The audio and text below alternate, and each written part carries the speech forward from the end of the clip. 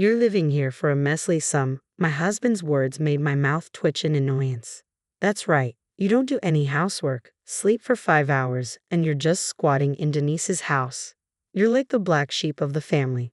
Why don't you just leave? Black sheep, huh? Who's the real black sheep here? A subtle smile escaped my tightened lips at my mother-in-law's words. I just didn't care anymore. Is that so? Well, if you insist, I'll take my leave. That was the last time I saw my mother-in-law and husband. My name is Carlen Mavy. I'm 32 and work for a notable company in Boston. It's a pretty big firm. Work there earnestly for a decade, and you'll find yourself in a respectable position with a decent income. 2 years ago, I married Dennis, who works for a similar-sized company. We lived in a newly built house. To everyone around us, it must have seemed like smooth sailing. I met Dennis, who's a year older than me, through a friend's introduction. My first impression was that he seemed sincere. He often talked about his mother, and I liked that he valued family. We didn't have a fiery romantic start, but we kind of started dating and then kind of got married. Even after marriage, we had no children because we both needed to continue working. We lived in a house too big for just the two of us, enjoying the comfortable newlywed life. Because we were both working, we often missed each other, but we made sure to value the time we spent together, and we had no financial problems. I thought we were doing well, until now. Unlike me, who had lived alone since starting college, Dennis lived with his parents until just before our marriage. Born and raised in Boston, both his college and current workplace were not far from his family home. I only knew his late father through photos. Dennis was still in high school when his father passed away. He probably didn't want to leave his mother alone. I met my mother-in-law for the first time at a dinner arranged for both families to meet. Dennis had told me his mother was about the same age as my own, but she looked much younger, a truly beautiful woman. Nice to meet you, Carlen. My son speaks so highly of you. Please take good care of him. My mother-in-law smiled warmly as she spoke. I couldn't sense any of the hardship she must have endured after losing her husband. Nice to meet you too, mother-in-law. I'm looking forward to becoming family, I replied, feeling relieved. I thought that this person and I might actually build a good family relationship together. Our home seemed to promise a fulfilling future, always filled with laughter and warmth. Both my parents and my mother-in-law were fully supportive of our marriage, and the preparations moved along surprisingly smoothly. We set the date for the wedding, and our house under construction was nearly complete. Before embarking on our married life, we made some decisions. We agreed we'd both work for a while, so we needed to pre-plan chores, taking care of mother-in-law, and financial matters. Firstly, chores would be handled by whoever was available at the time. Regarding my mother-in-law, she was still healthy and had my father-in-law's inheritance, so she wouldn't struggle financially. We decided it would be best if we lived separately. Up to this point, all was good. But then came the issue of money. I thought splitting all expenses, including the mortgage, would be fair. Dennis had different ideas. He proposed that I handle the mortgage payments while he took care of other living expenses. This gave me pause. I had heard of couples splitting everything or pooling resources, but Dennis's suggestion was unusual. The monthly mortgage alone was $2,700. I had thought from the beginning that this was too heavy a burden. The 3-story house was too big, even if we were to have children, and the large property, mostly chosen by Dennis, seemed daunting to manage. Looking back, I realized I had already made several wrong choices, but I wasn't thinking clearly at the time. I didn't want any financial disagreements before marriage, so I convinced myself to agree with Dennis's proposal. In addition to the mortgage, there were other costs like groceries, utility bills, and taxes. I had no idea how much I would regret that decision later on. Every month, we put all our payments into a joint account in Dennis's name. This included the mortgage, living expenses, travel costs, and future savings. The monthly withdrawals were hefty, but we were both high earners to begin with. Given our busy work schedules and limited time off, the joint account should have been continually growing. Why isn't there as much money as I expected? I stumbled upon it by chance. I casually opened our savings book to see how much we had saved up, wondering if we had some major expenses. I couldn't recall anything significant. That left the possibility that Dennis might have spent on something, but he didn't mention anything during our last family meeting. We both had busy work schedules. I left before Dennis woke up, and he came home after I'd gone to bed, so we often didn't get to talk much even though we lived together. To break through this disconnect, we started having regular family meetings. We discussed big financial decisions like how to spend our savings and future travel plans. We just had a family meeting a few days ago. Seeing our savings dwindle without hearing anything about it at the meeting was odd. Huh, I couldn't believe what I was seeing, I thought, scanning through the latest transactions. I realized Dennis hadn't transferred his share of the living expenses for this month. I glanced at the calendar. It had been 3 days since payday. We were supposed to contribute our share by then. Maybe he just forgot. Dennis was coming home late today, so I decided to ask him gently tomorrow and then forgot all about it. 3 months later, I remembered. Come to think of it, I never actually checked. Did he make the transfer like he was supposed to? With that thought, I opened the drawer in our living room TV stand and pulled out the bank book for our joint account, which was under Dennis's name. I flipped through the pages and my eyes widened. What's going on here? The balance had decreased even more since last time. A growing sense of distrust filled me. I could hear my own heartbeat ringing in my ears. A sinking feeling crossed my mind, and with trembling fingers, I flipped the pages back.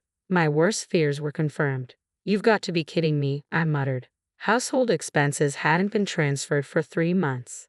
Dennis didn't come home until late that night, and we missed each other the next morning. I couldn't confront him due to our conflicting schedules and my growing unease.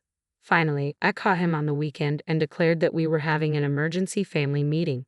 Dennis reluctantly sat on a living room sofa and looked at me, his face serious as if he knew I had discovered the truth.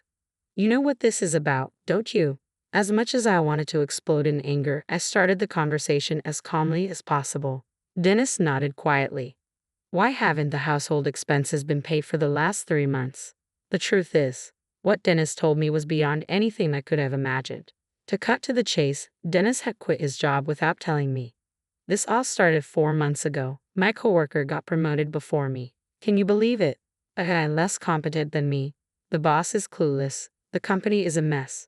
What's the point of staying at a place that can't even evaluate people properly? I was stunned. I couldn't find the words to respond.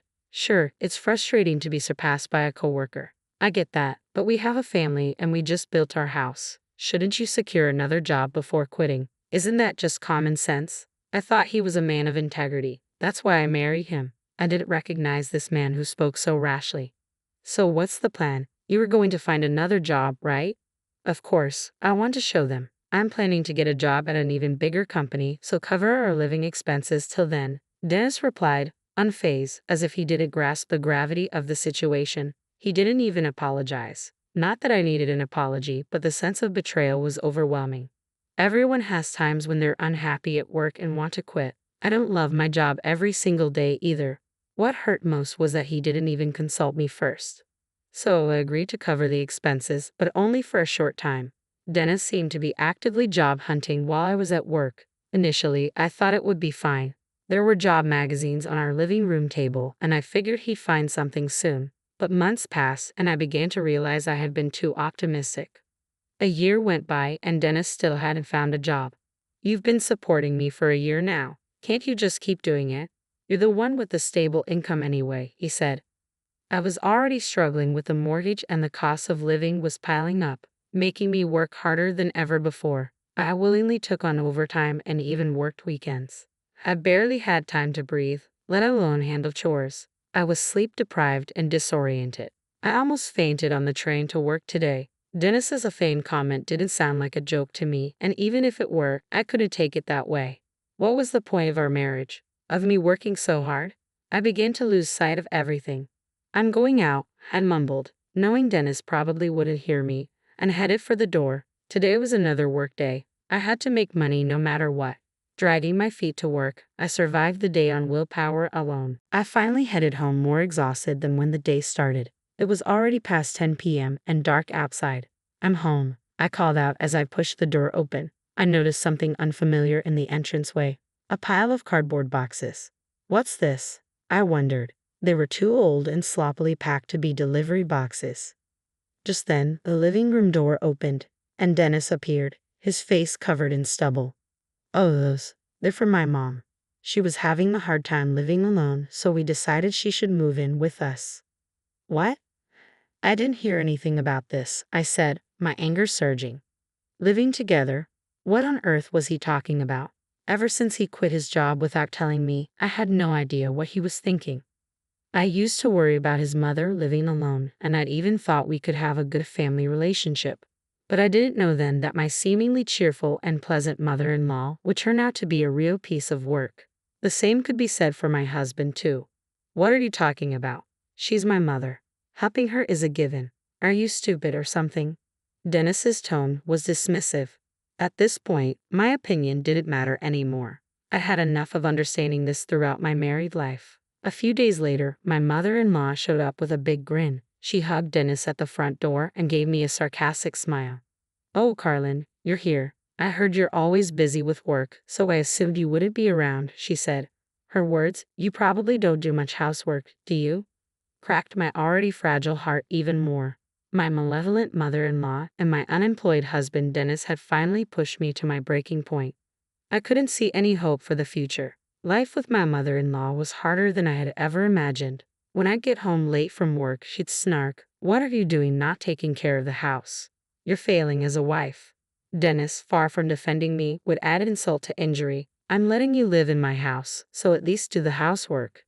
How easy it would have been to say, "You're not working, so why don't you do it?" But no, that would only lead to more insults and emotional wounds. I didn't even have the energy to argue back anymore. My mother-in-law would just loaf around the house all day, never doing any housework, as if it were the norm. Dennis had become so entitled to being taken care of that the job listing magazines had disappeared from our living room. The only thing I could do while dealing with these two burdens was to work relentlessly. I needed money to live, but more than that, being engrossed in my job allowed me to forget the harsh reality. People around me probably found it strange to see me more focused on work than I was before getting married, despite not being married for very long. Occasionally, I felt concerned glances my way, but I was grateful they didn't say anything. If someone showed me kindness now, I was afraid I wouldn't be able to go on. Long days of working late, catching the last train home, squeezing in just 5 hours of sleep, and then heading back to the office as soon as dawn broke had become my routine. At this point, weekdays and weekends didn't even matter. But I did plan on taking a half day off sometime this weekend. The fact that I had to use that precious half day for a family meeting to tell those two that we couldn't continue living like this, especially when my savings kept dwindling, almost broke me. I knew my mother-in-law was constantly ordering food delivery, but recently even Dennis had been joining in. They'd been indulging in steak and caviar during the day. What's worse, they'd even been taking trips together. For now, they were just day trips, but it could escalate to international travel. I used to put extra money into our joint account, but after realizing how much they were spending, I now only transferred just enough to cover the monthly withdrawals.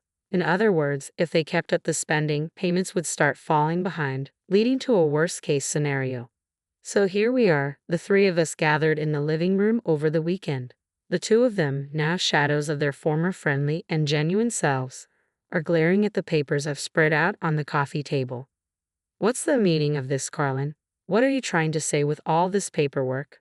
My mother-in-law squints up at me. "It's a breakdown of our income and expenses. We can't continue living like this. I told you I'll pay it back when I get a job. Just hold on a bit. And the mortgage is just a measly $2,700. I'm letting you live in my house, so don't make a fuss over such a measly sum." "My house? You're letting me live here?" Measly sum. Words I can't ignore make my lips twitch. That's right, you're the black sheep here, sleeping 5 hours a day, not doing any housework, and living in Dennis's house. Why don't you just leave? Black sheep? Who's the real black sheep here? A laugh escapes my tightened lips at my mother-in-law's words. Everything suddenly becomes inconsequential, or maybe, just maybe, I finally realized that there was never any need to try so hard.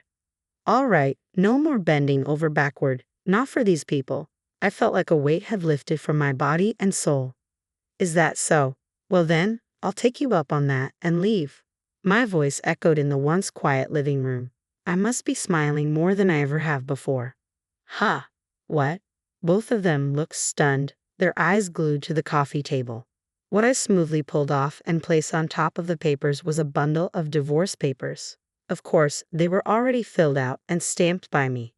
"Here, you sign it too. It'll make your mom feel more secure, won't it?" Mumbling, Dennis picked up the pen from the table. He hesitated for a moment but was encouraged by his gleeful mother to sign. I'll be moving out within this month. Don't worry, I'll submit these papers to the court immediately after the move. Fine. Goodbye. Black sheep, whatever they called me, my heart was unshaken. 2 weeks later, the day had finally come. The weather was perfect, with a pleasant breeze blowing. It was the perfect day to start a new life.